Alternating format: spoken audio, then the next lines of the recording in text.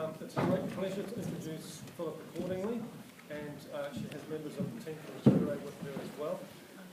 I've been really impressed today at the level of knowledge and research knowledge in particular that people are displaying, and I'm really looking forward to what you've got to share. So thank you. Well, it's a pleasure. Thank you very much for coming, everybody. This is a session about a study that's got that hallmark for us of fabulous education research, in that it really surprised us. And not everything in it really surprised us, but we definitely had some unlearning, and we're still pondering this. And I hope you're going to help us, because it's the beginning of a journey we're taking. And I just want to say, this is a study commissioned initially by Teach First, simply to help them understand how to differentiate support to their participants. That was their purpose in commissioning it. When we actually did the study, when we came to the end of it, we found that there was lots to help them do that, but actually there were some really intriguing things for the rest of the system to learn from. And so we persuaded them to agree to publish the research, and we're now setting up some follow-up waves of it. The point of the research was to understand what it is that truly exceptional schools that are fabulous about meeting the needs of really vulnerable people and communities do, and how is that similar and different to what schools that are strong, and so and I'll come to in a minute to the difference between them, and what could Teach First, and we learn from that about what's really fabulous about how you support emerging teachers as they make their journey in the profession. And that's better. Now, it's not a big study, this. I don't want to make big generalisable claims. This is one of those studies that's causing us all to keep on learning.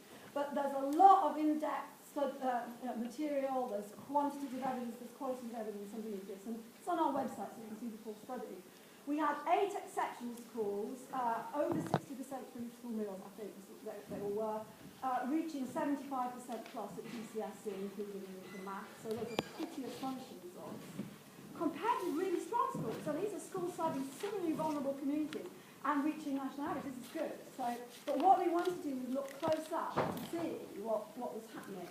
Now, in the end, we ended up with only 6 strong schools. We started out with 8, but with two of the strong schools pulled out. Oxford came, there were all kinds of reasons in that journey. Not all of them were Teach First. 2 of the schools were non-Teach First schools. They wanted us to work with more non-Teach First schools, and it was hard to recruit them. I think schools choose not to be Teach First, or they choose to be Teach First, and the schools that have chosen not to be Teach First schools didn't want to take part in the study. So these are all really limited.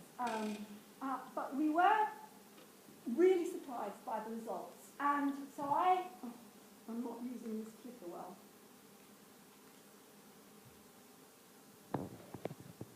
So some of the key strategies used by the strong schools were developed quite a lot, were things that you could see would go further. And they were things that you could see in a much more developed form in the exceptional schools. But some of the things in the strong schools were almost opposite to what the exceptional schools were doing.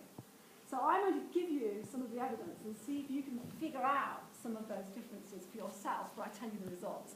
I've got some copies of the slides, and you can find the answers, but I'm not going to hand out copies of the slides till we've had a bit of fun finding it out. So in the cards, which Paul's going to hand round, we've got about 10 or 11 sets, so or maybe even more. So if you work in 2s and 3s, what I want you to do is, there's a little card with a finding about what a strong school did, and with the people sitting near you, I want you to think, what could they do from what you know to make that exceptional practice? What more could they do? What different could they do to turn this already strong practice into something quite exceptional? So have a look at the cards and see where you can get to. Put yourself up into triads or quartets if you can manage that, just given the layout of the room.